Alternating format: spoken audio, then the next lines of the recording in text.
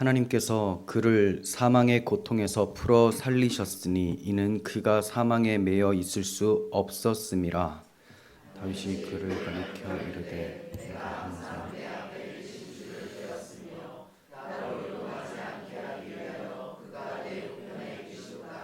그러므로 내 마음이 기뻐하였고 내 혀도 즐거워하였으며 육체도 희망에 거하리니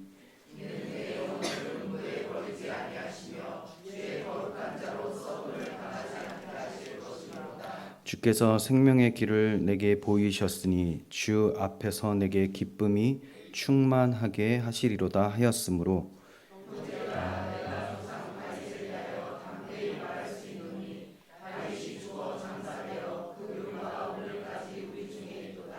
그는 선지자라. 하나님이 이미 맹세하사 그 자손 중에서 한 사람을 그 위에 앉게 하리라 하심을 알고 미리 본고로 그리스도의 부활을 말하되 영계 버림이 되지 않고 그의 육신이 썩음을 당하지 않으시리라 하더니 이 예수를 하나님이 살리신지라 우리가 다 이 일의 증인이로다.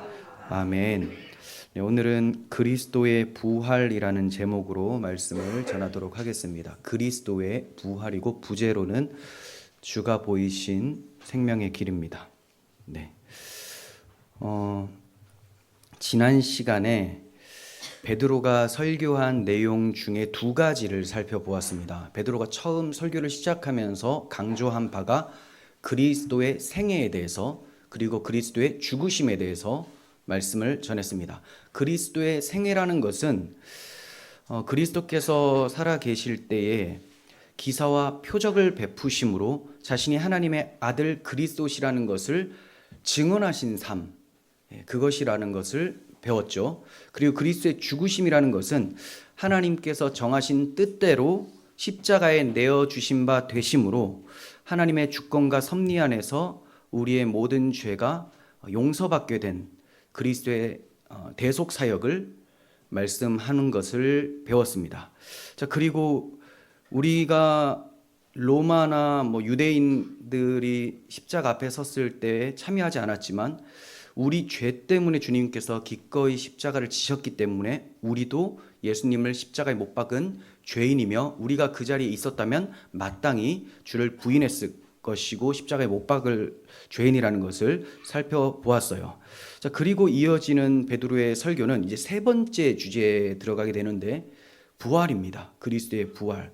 보통 이제 설교자들이 생애와 죽으심을 따로 말하지 않고 이 지난 시간 설교부터 해서 오늘까지 그냥 하나의 그리스도의 부활을 설교했다 이렇게 얘기를 해요. 근데 제가 조금 더 구체적으로 나눠서 말씀을 드리는 거예요. 그리스도의 생애와 죽으심 그리고 죽으신 것이 끝이 아니라 부활하셨다라는 것을 베드로가 증거를 하고 있습니다. 24절을 보시면 하나님께서 그를 사망의 고통에서 풀어 살리셨으니 이는 그가 사망에 매여 있을 수 없었음이라 라고 해요.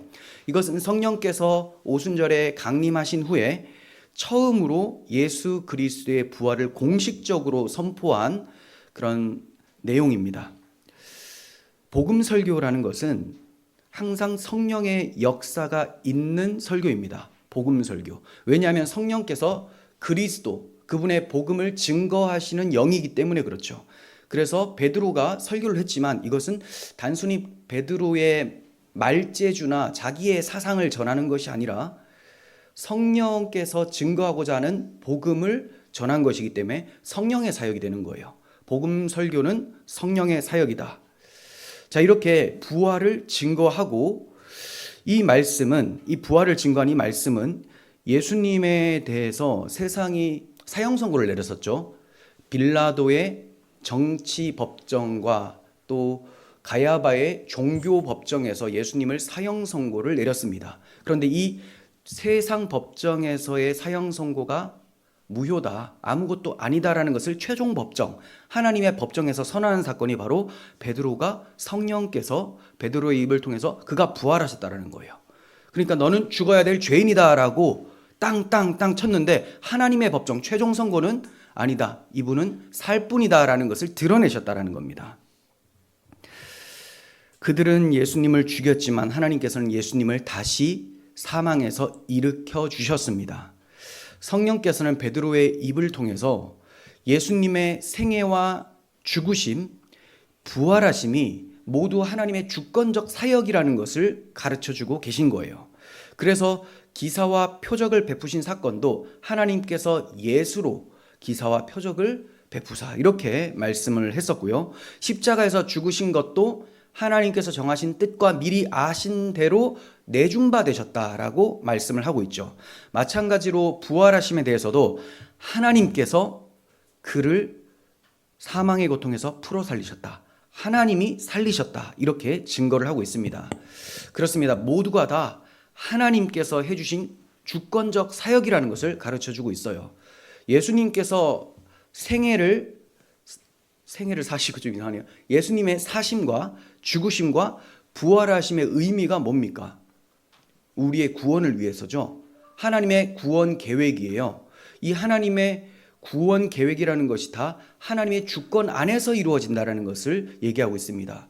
그래서 예수님이 십자가에서 죽으신 것도 힘이 없어서 어쩔 수 없이 목숨이 빼앗기신 것이 아니라 하나님께서 정하신 뜻대로 내어주신 것이고, 또 사망에 계신 예수님을 하나님이 살리셨다 이렇게 말씀해주고 있습니다.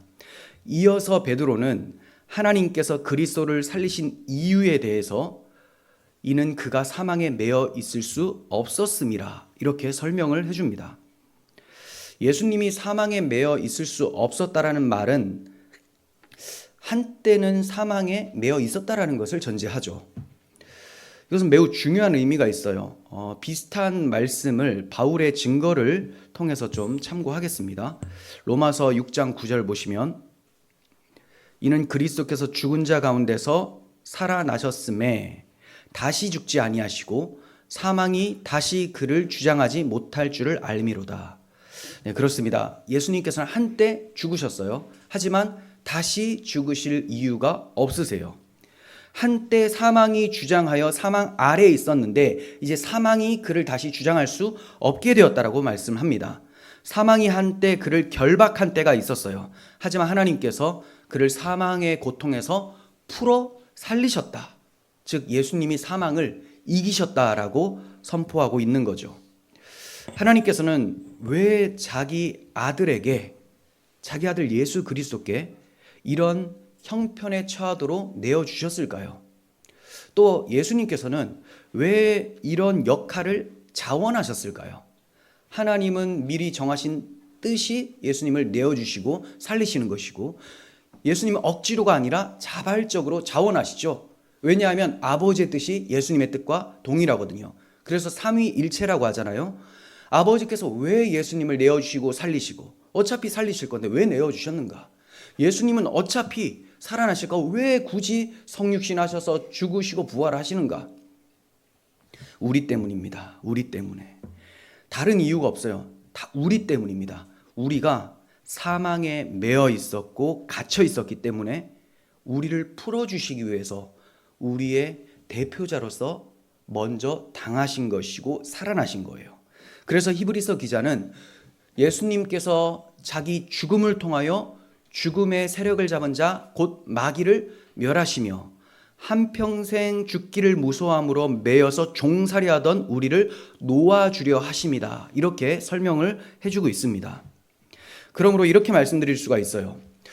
하나님께서 예수님을 사망의 고통에서 풀어 살리셨을 때 사망에 매여 있던 우리도 함께 살리심을 받은 게 됩니다. 예수님께서 이를 위해서 그 역할, 곧 그리스도, 구원자의 역할을 자원하신 것이고 하나님의 정하신 뜻과 미리 아신 대로 내어준 바 되신 거예요. 우리를 사망에서 해방시키기 위한 목적이 아니었다면 예수님은 잠깐이라도 사망에 있을 이유가 없으십니다. 왜냐하면 예수님은 하나님이시기 때문에 그렇죠. 생명이 어디에 있습니까? 하나님께 있어요. 하나님이 계시고 생명이 따로 있는 것이 아니라 하나님 안에 있으면 생명인 거예요. 그래서 생명이라는 것이 하나님으로부터 나옵니다. 하나님 무엇을 만드십니다. 그 생명을 하나님이 호흡을 불어넣으셔서 만들어내십니다. 그럼 살아요. 근데 하나님을 떠나가면 죽음이 찾아오죠. 죄와 사망, 저주라는 것은 하나님 밖에 있을 때 일어나는 거예요.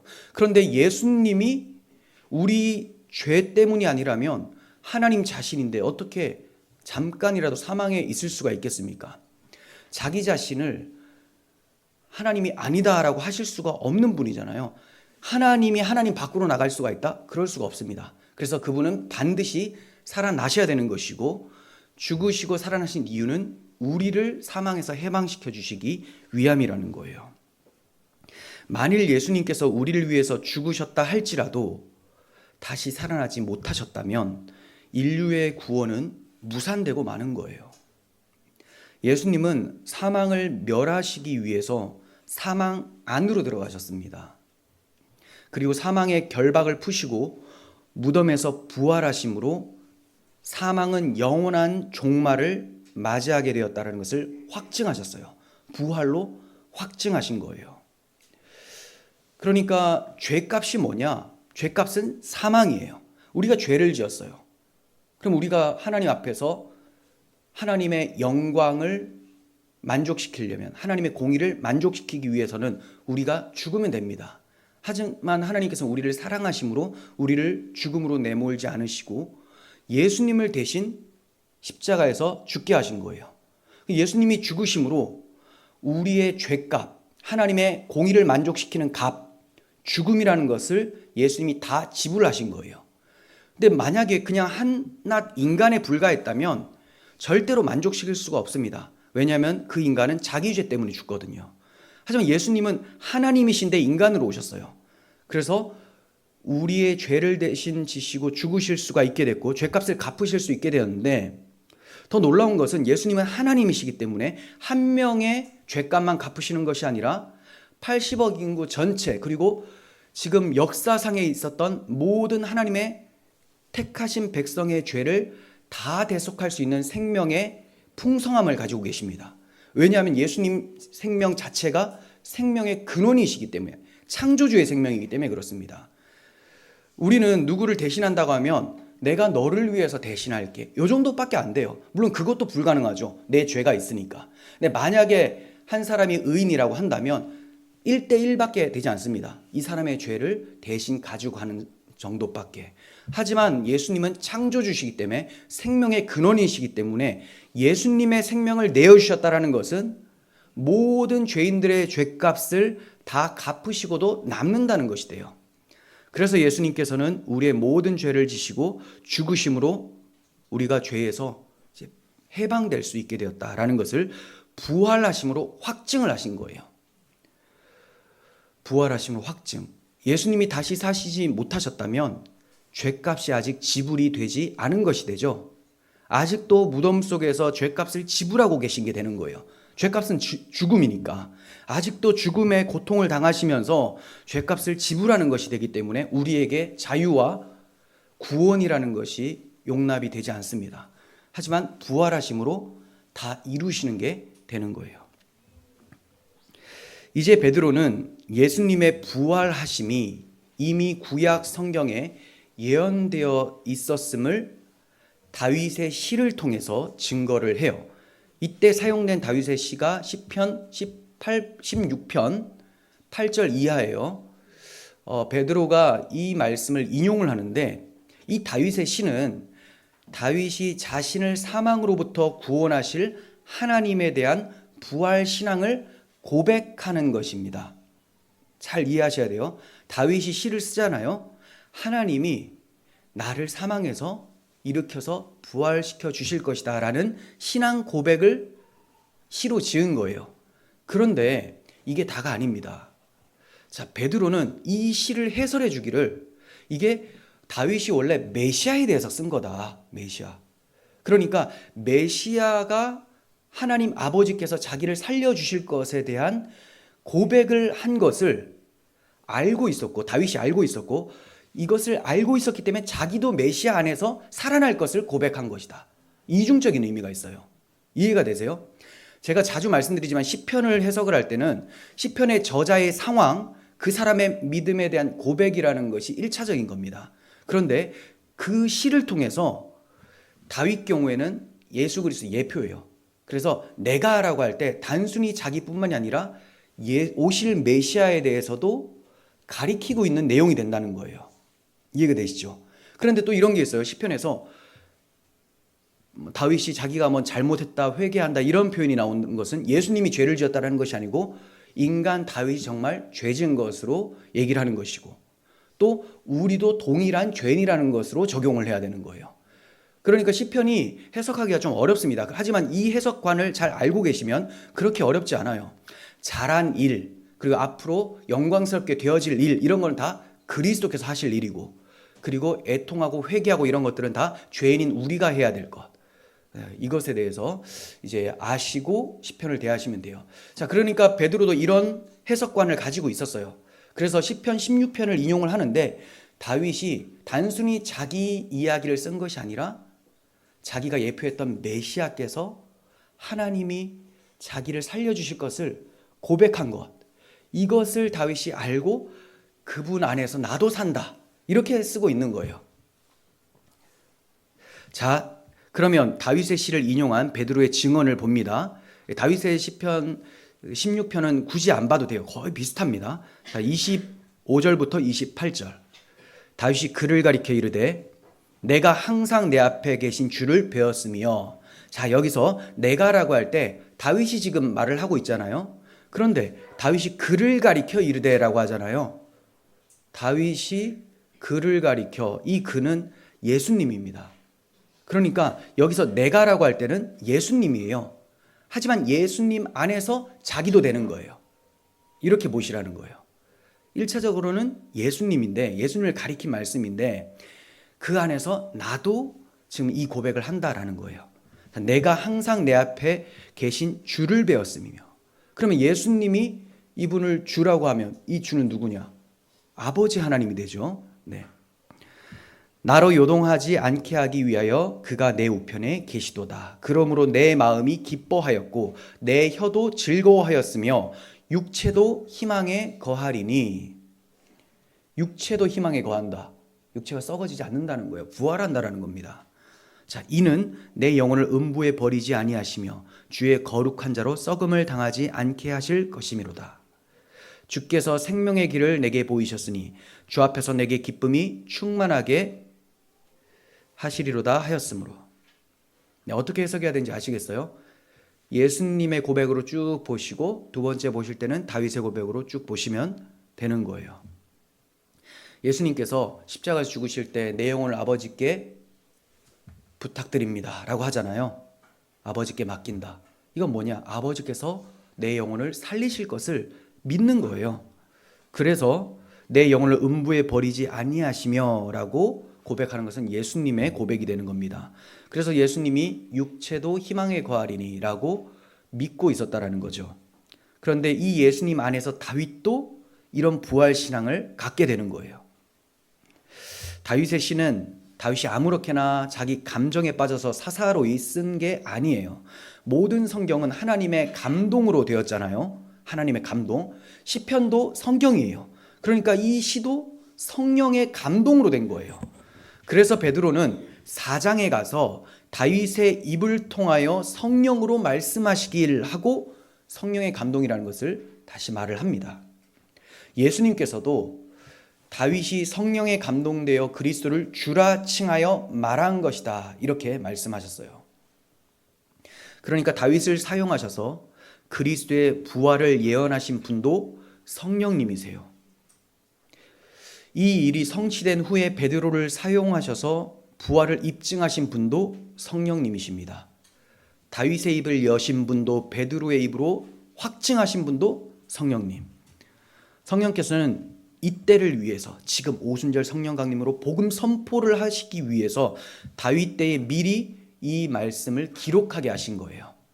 다윗이 자기 기도 정도가 아니라 메시아를 예언하는 그런 시를 짓도록 성령께서 하셨다라는 거죠. 성령께서는 뒤에 가서도 바울을 통해서 이 시편을 들어서 그대로 증거하고 계십니다. 이처럼 성경은 예수가 그리스도이심을 우리에게 증거하기 위해서 기록이 된 거예요. 성경의 저자는 성령이죠. 성령이 오신 이유는 그리스도를 증언하기 위함이죠. 그러니 성경이 무엇을 말하고 있느냐? 성경의 저자인 성령이, 헷갈리시면 안 돼요. 성령께서 성경을 기록하실 때 무엇을 증거하시겠습니까? 그리스도의 복음이에요. 이 복음을 선포하는데 가장 최종적으로라고 할까요? 하나의 통으로 설명할 수 있는 주제가 부활이에요. 부활이란 것은 살았다라는 건데, 살았다 얘기하려면 이미 먼저 죽었다는 걸 얘기해야 되죠. 그래서 그리스도의 죽으심과 부활은 묶여져 있는 겁니다. 그래서 그 사도들이 입을 열어서 계속 그리스도께서 사셨다, 이걸 계속 전해요. 이 말은 부활에 초점이 있는 게 아니고 십자가, 그의 죽으심이 우리의 죄를 위한 것이라는 것을 부활로 확증하셨다, 이걸 얘기하기 위함이에요. 이렇게 성령께서는 성경을 통해서 우리에게 복음을 증거해 주시려고 성경을 기록해 주셨습니다. 또 우리가 이 복음을 증거하라고 성경을 우리에게 주신 거예요. 그러므로 성령의 사람, 즉 참된 그리스도인이라면 성경을 통해서 성경이 증거하고 있는 그리스도를 증거하는 삶을 살아야 마땅합니다. 성령에 감동된 베드로의 설교는 논리적일 수밖에 없어요. 베드로는 지금 그리스도의 증인으로서 설교를 하고 있는데, 이 증인이 횡설수설한다면 그 증거를 누가 받겠습니까? 베드로는 청중들에게 다윗이 이미 죽어서 무덤에 묻혔는데 그런 다윗이 자신을 가리켜서 육신이 썩음을 당하지 않을 것이다 라고 하는 것이 그게 합당한 말이겠느냐. 그러니까 그가 예언한 사람은 다윗 자신이 아니라 자기 후손으로 오실 메시아 예수 그리스도다, 이거를 논리적으로 얘기를 해주고 있는 거예요. 자, 이 점이 29절에서 32절에 나옵니다. 형제들아, 내가 조상 다윗에 대하여 담대히 말할 수 있노니 다윗이 죽어 장사되어 그 묘가 오늘까지 우리 중에 있도다. 그는 선지자라. 하나님이 이미 맹세하사 그 자손 중에서 한 사람을 그 위에 앉게 하리라 하심을 알고 미리 본고로 그리스도의 부활을 말하되 그가 음부에 버림이 되지 않고 그의 육신이 썩음을 당하지 아니하시리라 하더니 이 예수를 하나님이 살리신지라. 우리가 다 이 일의 증인이로다. 지금 베드로는 시편 16편을 인용을 한 후에 이게 예수 그리스도에 대한 이야기다라는 것을 해설을 해줬습니다. 성경을 이렇게 봐야 됩니다. 다윗은 지금 무덤에 있다, 여러분들이 잘 알고 있지 않느냐, 이렇게 지금 얘기하고 있어요. 다윗의 무덤은 느헤미야 3장 16절에는 이제 다윗의 묘실이라고 나오는데 실로암 근처라는 것을 말을 해줍니다. 실로암, 예루살렘 남쪽에 있었어요. 그러니까 이 지금 청중들, 유대인들이죠. 대부분 뭐 다 안다고 봐야 되겠죠. 그들이 그토록 존경하고 추앙했었던 이 다윗이 어디에 묻혔는지는 다 알 거 아닙니까? 자, 여러분들은 다윗의 무덤을 압니다. 다윗이 지금 저기에 묻혀 있습니다. 썩어 있어요. 이거 얘기하고 있는 거예요. 그런데 다윗이 지금 자기가 시를 써서 얘기할 때 자기가 썩음을 당하지 않는다? 그건 말이 안 되지 않습니까? 이거 누구 이야기겠습니까? 근데 여러분들이 지금 알고 있는 저 예수의 무덤, 거기에 예수가 있습니까? 무덤이 비었잖아요. 그러니 그 무덤을 예수의 무덤이라 할 수 있습니까? 예수의 무덤이 아닌 거예요. 다윗의 무덤은 있지만 예수의 무덤은 없습니다. 왜냐하면 죽지를 않은 게 되니까, 살아나신 게 돼버리니까. 무덤이라는 것은 시신을 묻고 있어야 되잖아요. 죽었다 살아나셨기 때문에 이제 그 예수의 무덤이라는 표현을 쓰지 않는 거예요. 그러니까 지금 이 시편, 여러분들 잘 알고 있었던 그 시편이 누구에 대한 이야기겠습니까? 다윗이 살아난다라고 믿는 사람 아무도 없죠. 다윗이 지금 살아났다고 믿는 사람이 아무도 없죠. 이렇게 말을 하고 있어요. 누가 살아났습니까? 여러분들이 그토록 부정하고 싶은 예수가 살아난 거 아닙니까? 베드로는 다윗을 선지자라고 설명을 해요. 그는 선지자라. 선지자는 오실 그리스도를 바라보게 하는 말씀을 대언하는 사람이죠. 그냥 무당처럼 앞으로 일어날 일 막 말해주는 게 그게 아니고, 앞으로 일어날 일은 맞는데 그 사사로운 일이 아니라 하나님의 구원 계획을 말하는 사람이에요. 선지자들은. 무당들은 당신 여기 가면 누굴 만날 것이고 이 일하면 뭐 어떻게 될 것이고 이런 거 얘기해 주죠. 그런데 지금 선지자들은 그런 무당이 아니에요. 하나님께서 어떻게 구원을 해주실지를 예언하는 사람이에요. 그러니까 무엇으로 구원하시냐? 하나님이 육신을 입고 오셔서 자기 대속으로 구원하신다. 이거를 선지자들이 다 같이 얘기를 했어요. 다윗이 선지자라고 해요. 다윗은 왕이었는데 지금 베드로가 해설하기를 단순히 직업적 선지자는 아니었지만 그는 선지자의 영이 있었다. 그래서 앞으로 내다보면서 그리스도를 증언했다라는 거예요. 베드로는 다윗이 이런 선지자 역할을 했음을 더욱 강조하기 위해서 하나님이 다윗에게 세워주신 메시아 언약을 언급해주고 있어요. 메시아 언약.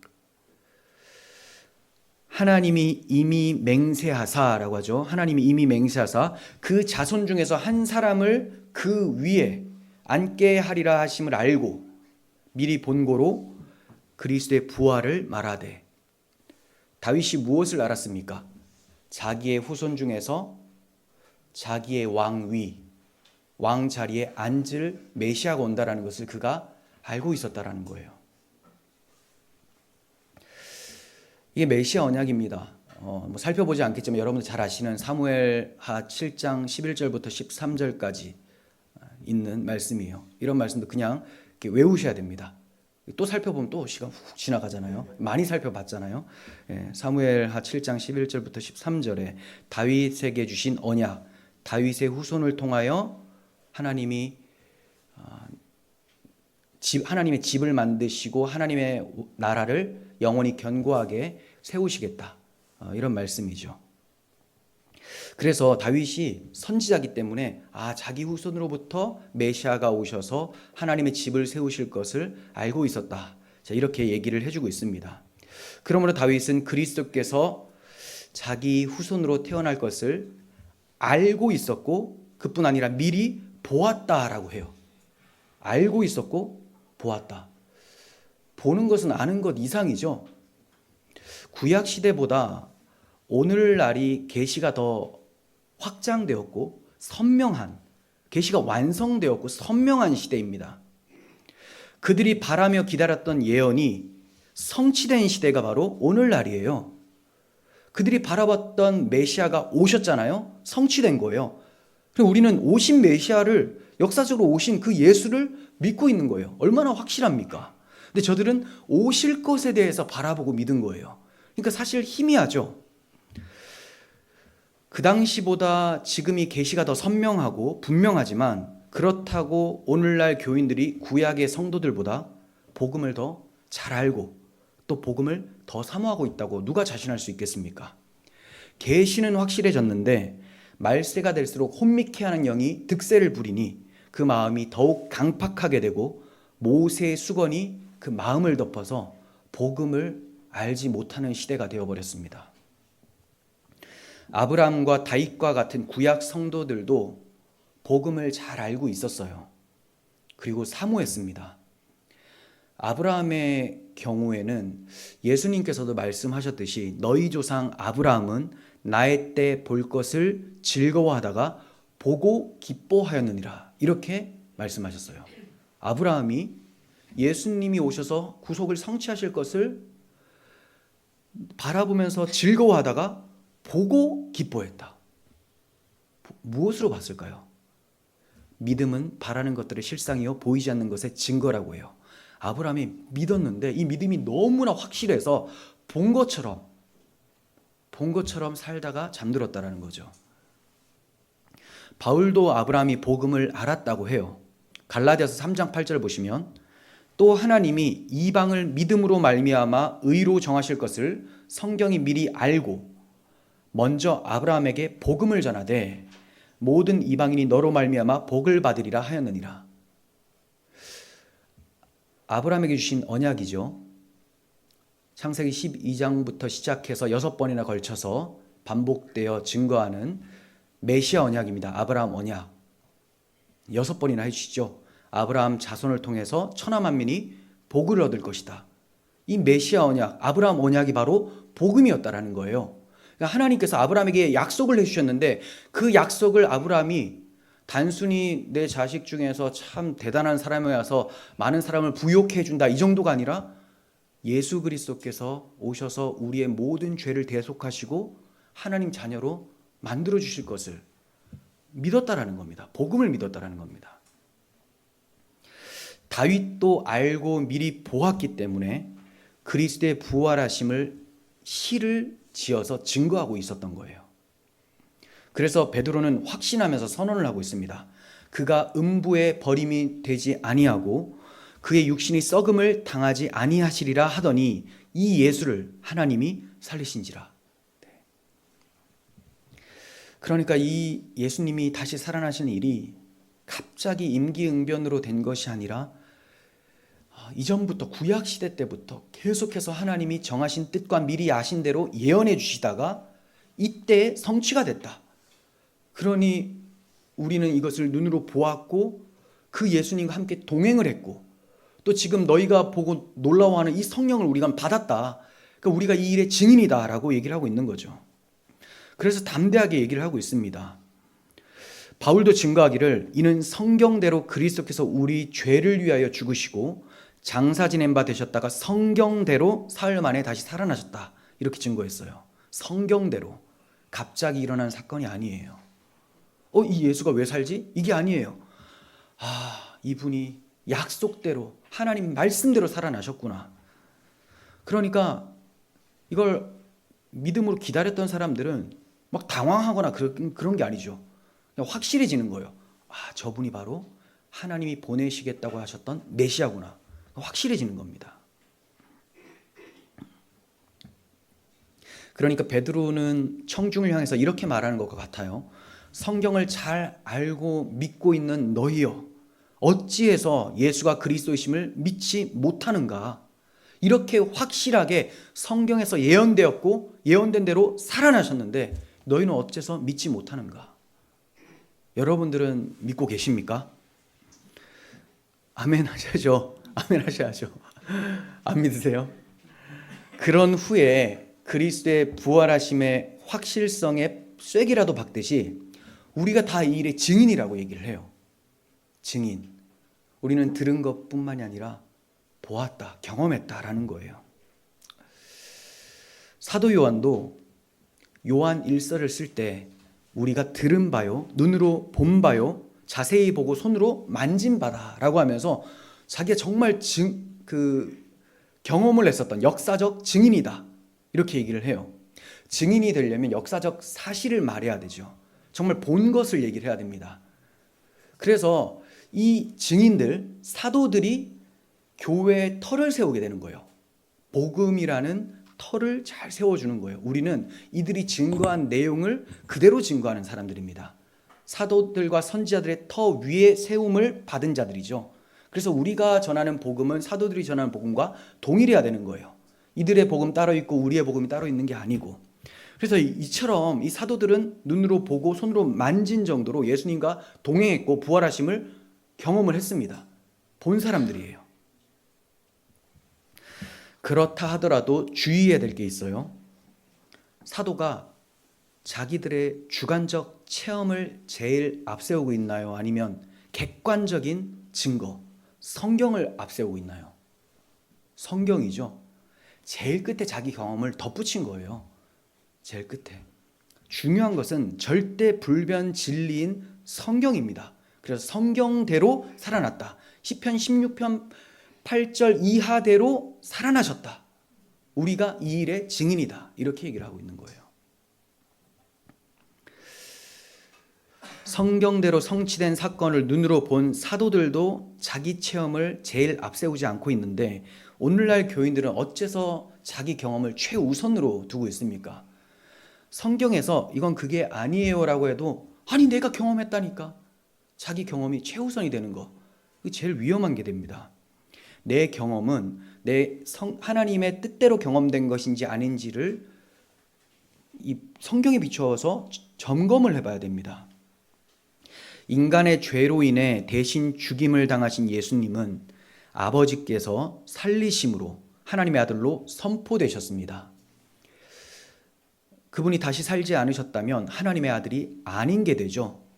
그냥 죄인이라서 자기 죄 때문에 죽은 게 됩니다. 하지만 아버지께서 살려주셨고 하나님의 아들로 선포되셨어요. 그 예수님은 지금도 살아계셔서 하나님 우편에서 우리를 위해서 친히 간구하고 계시는 분이세요. 다윗도 이런 믿음을 가졌습니다.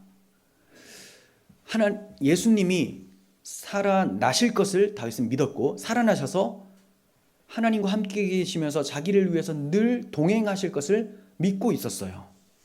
베드로가 인용한 다윗의 시에는 예수님이 항상 다윗 자신 앞에 그리고 우편에 계셨다고 고백을 하고 있습니다.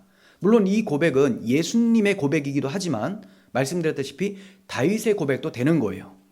그러니까 항상 예수님이 자신 앞에 그리고 하나님 우편에 계셨음을 봅니다. 그리고 자기 우편에 도와주고 계셨음을 봅니다. 이는 예수님이 항상 살아계신 하나님의 아들이심을 고백한 것과 같아요. 다윗은 부활하신 주께서 항상 함께하고 계심을 믿었기 때문에 그 마음에 기쁨이 있었어요. 마음뿐만이 아니라 혀도 찬송을 하고 육신은 소망을 갖고 있었습니다. 다시 산다는 거죠. 예수께서 살아나셨듯이 나도 살 것이다 라는 것을 다윗이 믿고 있었다라는 거예요. 주께서 생명의 길을 보이셨기 때문에 예수님 입장에서는 하나님께서 생명의 길을 보여주신 거예요. 그래서 부활하시는 거죠. 다윗 입장에서는 예수님이 부활하심으로 생명의 길을 열어주셨기 때문에 자기의 마음에 기쁨이 있고 혀도 찬송을 하고 육신에 희망을 갖고 있었다라는 겁니다. 그리스도의 부활로 인해서 자기도 살게 될 것을 믿음으로 고백하고 있었던 거예요. 그러니까 이것이 예수님의 행하실 일에 대한 시임과 동시에 다윗이 예수 안에서 자기도 그렇게 될 것에 대한 믿음 고백이죠. 부활에 대한 믿음입니다. 성도는 부활 신앙으로 이 혼란스러운 세상 속에서도 기쁨으로 살아갈 수 있는 사람들이에요. 예수님이 이 땅에 살아가시면서 모범을 보여주셨습니다. 아버지께서 늘 내 앞에 계시고 나와 함께 하신다라고 예수님이 말씀하셨고 공생애 동안도 말씀을 해주셨어요. 그 예수님은 항상 마음에 아버지 때문에 기쁨이 있었습니다. 십자가에서 죽으실 때도 다시 살리실 아버지를 의지하면서 십자가에서 죽으실 수 있었습니다. 다윗도 마찬가지예요. 내가 비록 무덤에 장사되어 썩게 되지만 무덤에서 썩지 아니하시고 부활하실 주님 안에서 나도 살 것을 믿는다. 그래서 다윗의 마음에도 기쁨이 있었고 다윗의 입술에 찬송이 있었습니다. 그래서 많은 시를 지었죠. 우리도 마찬가지예요. 우리도 다윗과 같은 믿음을 가지고 있어야 되죠. 예수님께서 아버지와 동행하시면서 경험했던 그 기쁨을 다윗에게도 주어지고 우리에게도 주신 거예요. 그래서 우리도 주 예수와 함께하는 그곳이 그 어디나 하늘나라라고 고백할 수 있게 된 거죠. 그래서 기독교인들도 그 혀로 찬송을 많이 합니다. 그래서 그 시편에만 찬송이 있는 것이 아니라 오늘날에도 찬양을 많이 만들고 있지 않습니까? 다윗과 같이 그 혀에 찬송이 있기 때문에 그렇습니다. 우리는 찬송하며 이 세상 속에서도 기쁨으로 살아갈 수 있는 사람들이에요. 세상 사람들이 온갖 방법을 다 동원해도 죽음에 대한 두려움을 이길 수 없고 죽음 자체를 극복할 수가 없습니다. 죽음이 다가오면 나이가 들고 노쇠해지면 두려움이 찾아올 수밖에 없고 이 두려움을 없앨 수가 없어요. 방법이 없어요. 세상 사람들은 하루하루 살아가는 것이 죽음으로 한 발자국 한 발자국 더 가는 것이 되어버립니다. 하지만 그리스도인들은 자신들의 주님으로 인해서 죽음을 이긴 자들이 되었어요.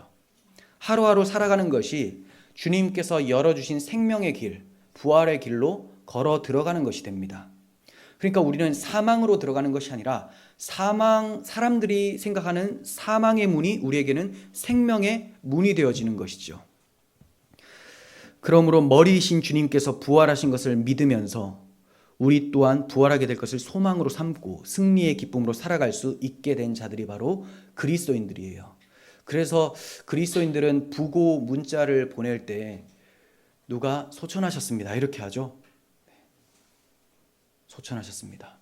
그냥 알 수 없게 돌아가셨습니다 이렇게 하지 않아요. 도대체 어디로 돌아간다는 말입니까? 어디로? 근데 우리들은 소천했다고 해요. 하늘에 가 있다. 그리고 아버지 품에 잠드셨습니다. 이렇게도 표현을 합니다. 소망을 가지고 있는 거예요. 이런 소망이 뜬금없는 것이 아니라 성경대로 주님께서 죽으시고 성경대로 살아나신 것을 베드로가 확실히 증언하였고 우리도 이 일에 증인이 되었기 때문에 그렇습니다. 증인뿐만이 아니라 내가 당할 그 일을 내가 믿고 있기 때문에 소망 중에 잠들 수 있는 것이고, 또 함께 형제된 사람이 죽게 되더라도 이게 죽은 것이 아니라 잔다라고 했던 주님의 말씀처럼 우리도 자는 것으로 보면서 소망을 가질 수가 있게 된 거예요. 오늘 우리는 죽음을 이긴 자답게 오늘 하루를 살아가고 있습니까? 주님 앞에는 충만한 기쁨이 있고 영원한 즐거움이 있다는 다윗의 고백이 우리들의 고백이 되었으면 좋겠어요. 한 주를 살아가시면서 다윗처럼 찬양하며 부활 소망 가지고 하늘 백성으로 살아가시는 여러분들 되시기를 소원합니다. 기도하겠습니다. 하나님 아버지, 우리에게 육체의 소망을 주셨기에 우리가 절망하지 않고 힘든 세상 속에서도 기쁨과 찬송으로 살아갈 수 있음을 고백합니다. 주님, 우리와 늘 함께 하심을 잊지 않게 하시고 주님 내 앞에 계시고 내 오른쪽에 계심을 늘 고백하며 주와 동행하는 한 주가 되게 하여 주시옵소서. 주님 다시 살아나셨음을 세상이 덮으려고 하고 관념적으로 이해하려고 하지만 이것은 역사적 사실이며 베드로와 같은 사도들이 증언한 사실이었습니다. 우리에게 이 증거가 현실적으로 다가오게 하여 주시옵소서. 우리 구주 예수 그리스도의 이름으로 기도합니다. 아멘.